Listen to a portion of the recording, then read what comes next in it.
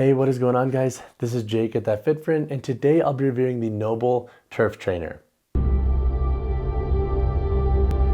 So 3 pros that I have with the Turf Trainer is that if you are very specific with your training and you want a cross training shoe for workouts on turf and grass, and you are regularly doing that style of workout, so you're frequently doing them on a weekly basis, I do see the Turf Trainer having utility for your needs. So with the Turf Trainer, the whole shtick is that it gives you more grip on things like turf and grass, and so you have a high carbon rubber outsole with these pretty aggressive lugs.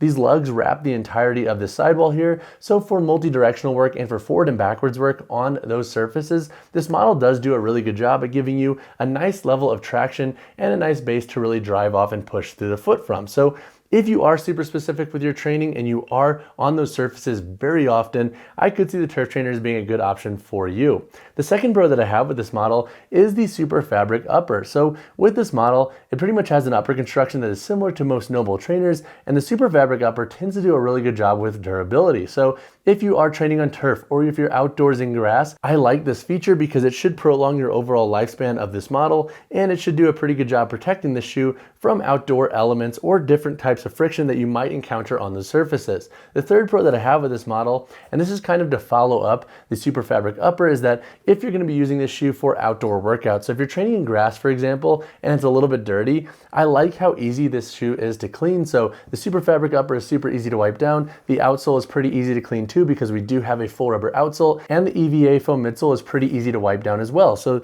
this is a good shoe, I think, for outdoor workouts where you're going to be getting them dirty and you're going to want to clean them afterwards to keep them looking fresh. But now let's talk about a few cons that I have with the NOBULL Turf Trainer. So 2 cons that I have with the NOBULL Turf Trainer is number 1, I just don't think this shoe is going to be worth it for most lifters and athletes. I have a lot of thoughts here, so hang with me.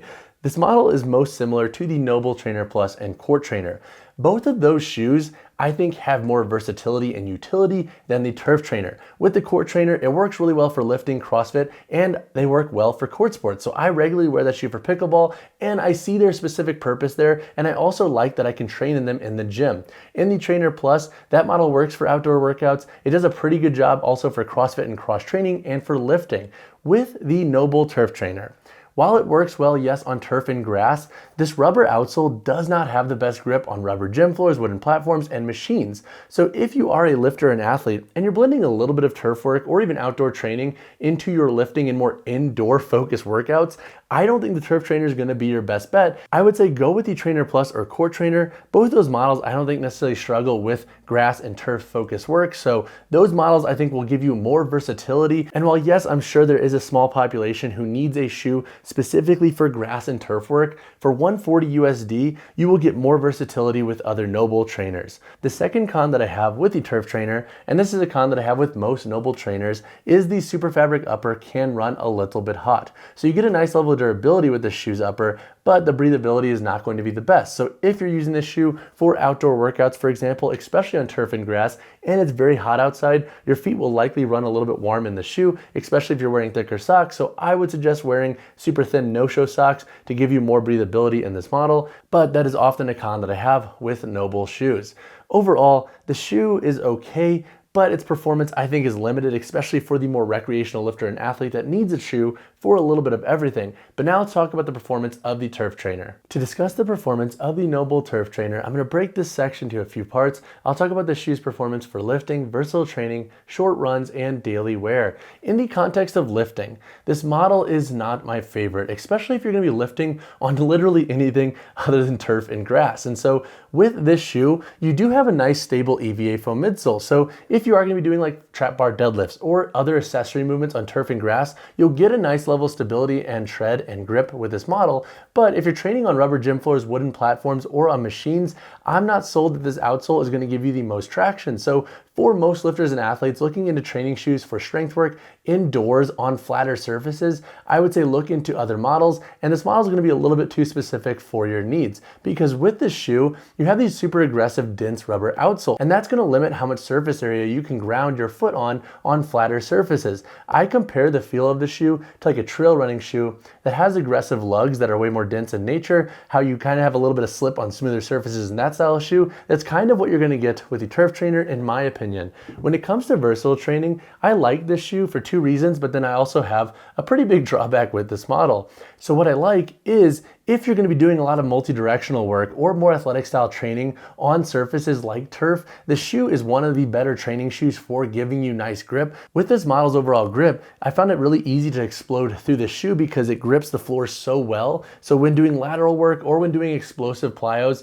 where I'm jumping forward or backwards, the shoe did a really good job. And also for workouts where I was including kettlebells or dumbbells on turf, this model also performed exceptionally well. Another reason why I like this model for versatile training is the overall upper security. So with the shoe's upper, it is very similar to the Trainer Plus, which has a nice level of upper security in my opinion with the super fabric upper. So when it comes to locking the foot down, I don't think you'll have issues with the shoe for versatile training. My main knock with this model for versatile training is that let's say you're doing HIIT workouts or basically any other form of versatile training not on turf and grass, I don't think you're going to get the most grip out of the shoe. Once again, I compare it to like a trail running shoe when it comes to the grip you're going to get on firm, flat surfaces. So if you're going to be using this shoe for classes and whatnot, I would say pass on this model because you're not going to get enough traction, in my opinion, for versatile training if you're not using them on a surface where you're going to get a nice bite from the floor. When it comes to short runs, this model is not really my favorite. And so if you're doing more interval style runs on turf and grass, this model will work. However, if you're running on a treadmill or concrete, I would say pass on this shoe. The outsole is not going to be super comfortable. And if you're planning on doing anything more than like 2 miles, I also think the shoe is going to be a pass because it's going to run hotter, it's a little bit more stable in construction, and you're going to likely want something with a bit more cushion or even just more dialed in construction for your specific running demands. When it comes to daily wear, I would say pass on this shoe. With the rubber outsole lugs on this model, I think they'll break down faster if you're using this shoe for daily wear. So if you want to prolong the shoe's lifespan and just really save them for training to really make them go the distance and get more out of your investment, I would say definitely limit how much you're wearing the shoe on a daily wear basis. Plus, if you're walking on things like concrete or smoother surfaces and it's wet or damp, I think you're going to have some slip issues in this model as well due to those lugs. So just food for thought if you plan to use this shoe for daily wear. Overall though, the Turf Trainer is okay if you have very specific needs and demands for your training. But for most lifters and athletes, I don't think the shoe is going to hit, especially if you want a shoe with more versatility in mind for indoor and outdoor workouts. So when it comes to the price of the NOBULL Turf Trainer, you can expect to pay $139 USD. Honestly, I think if you are not super specific with your training asks and you need a shoe for a ton of turf and grass work, I would say pass on this model. It has a similar price point to other NOBULL trainers that are going to give you more versatility. And so overall, while the shoe's price can make sense for certain contexts, I think those contexts are going to be very far and in between when it comes to the recreational lifter and athlete. All right, so now let's answer the question, who are the NOBULL Turf Trainer best for? So if you are super specific with your training and you do need a shoe for turf and grass work, then this model should perform pretty well. But I think for most recreational lifters and athletes who want a NOBULL training shoe for doing a little bit of everything, and you want a shoe that does have adequate grip on turf and grass, look into the Trainer Plus or Court Trainer or even OG Trainer because those shoes will be more versatile for a similar price point. And honestly, I just don't see this model being worth it for most lifters and athletes. Unless you are so specific with your asks, this model is not going to hit like other trainers that will give you more versatility. So I would say probably pass on this shoe. It's definitely not my favorite NOBULL trainer to date. And honestly, the shoe leaves little to be desired in my opinion. So when it comes to the sizing and fit of the NOBULL Turf Trainer, I think most folks should be safe going true to size in this model. The length fits true, and this model has more like a neutral width to it, so it should resonate with most foot anatomies. If you have wide feet, you may want to go up a half size in this model, but for most folks, I think true to size will be the best call. All right, so when looking at the weight, heel, toe drop, and insole in the NOBULL Turf Trainer, for my size 10 model here, we have a weight of 11.65 ounces. This model has a 4mm heel toe drop, just like all the other NOBULL trainers, and this model does have a thin foam removable insole. All right, so now let's break down the construction of the NOBULL Turf Trainer. Up here on the toe box, we have an extended outsole layer that wraps up. It is pretty wide in nature, which I personally like, especially for gripping things like turf and grass and giving you a nice level of traction when driving through the forefoot. On the upper of this model, we have that signature like super fabric upper that NOBULL uses in most of their trainers. So if you ever use a NOBULL trainer, expect the upper in the Turf Trainer to be exactly the same. And then looking at the lateral heel, we have some NOBULL branding here that is pretty stereotypical for NOBULL trainers. Some NOBULL NOBULL branding back here on the heel. And then looking at the midfoot, we have this internal webbing lacing structure. We have 4 core eyelets down here and a 5th metal eyelet back here. For the tongue itself, we have some NOBULL branding, and it's pretty lightweight and breathable, and there's a little bit of padding and a loop here for additional security.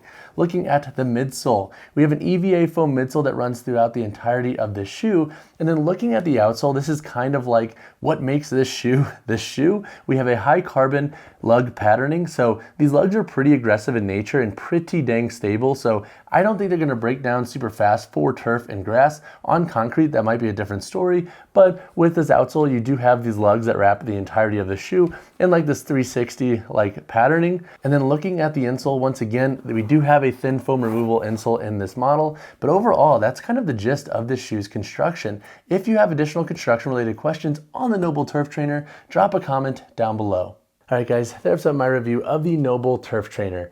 Overall, this shoe is just okay. It is not my favorite NOBULL training shoe to date, and I think the vast majority of lifters and athletes would be better suited with other NOBULL training shoes because this model just doesn't have the same level of versatility as some of their other models. But if you have additional questions on the Turf Trainer, drop a comment down below or reach out to me personally, whichever you prefer. And as always guys, drop a like on the video, subscribe to the channel. I'll see you in the next one.